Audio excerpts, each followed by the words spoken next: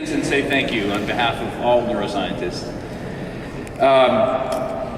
Today's event is dedicated to all of you and the efforts that you've put in over the course of the last year or years to educate the public about neuroscience. There are some fantastic posters with incredibly creative ideas and great success stories, and so I really urge you to take the time to have a look at those.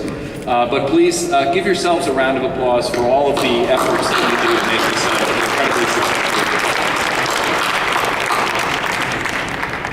It's my privilege now to introduce someone who has taken this to the next level and really made it his professional commitment to educating the public about neuroscience and coming up with ever new and creative ways for all of us to be able to help them in those efforts. And that is our keynote speaker today, Jay Gee. Jay has been at the National Institute of Mental Health for a number of years, where he was an active schizophrenia researcher and has just, I'll say now, moved to UC San Diego, and he is the winner of the Society for Neurosciences 2013 Science Educator Award. So please join me in welcoming Jay to the stage.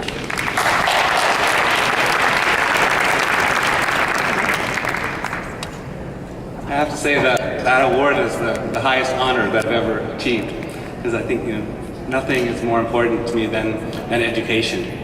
And my science communication hero, Carl Sagan, from the Cosmos show in the 60s, now revitalized this year with Neil deGrasse Tyson in terms of these efforts to really reach a lot of people with science in a fun, engaging way. And what was surprising to me was that there was a backlash for Carl Sagan by his academic colleagues, that he was selling out, that it was sort of pandering to the masses, that it was not noble science to speak in ways that people can understand. And that's always troubled me a bit in terms of this idea that there's something demeaning about communicating science. And I think it still happens.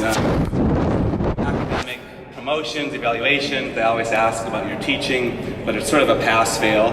The people that put extra time and effort into being really good teachers, when it really comes down to it, it's how many grants have you gotten, how much money have you brought in. So it's the kind of thing that's kind of what's not to like. Everybody will verbally support educational efforts, but in terms of hard resources, in terms of dollars and cents, it's still sort of seen as a side dish. And I think that that's unfortunate at a lot of levels. What we do, I hope ultimately, is to help people, to make families' lives better, to make communities better, to make the world better. And even if we do fabulous science, if we don't use it to help people, ultimately it's to no avail. So this is a clip from one of my favorite movies. It's actually about the Apollo 7 astronauts, not neuroscience, but another very compelling reason to communicate science.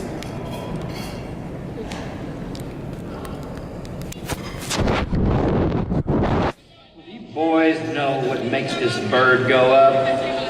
Funding makes this bird go up. That's right. Bucks. No Buck Rogers. And press owners.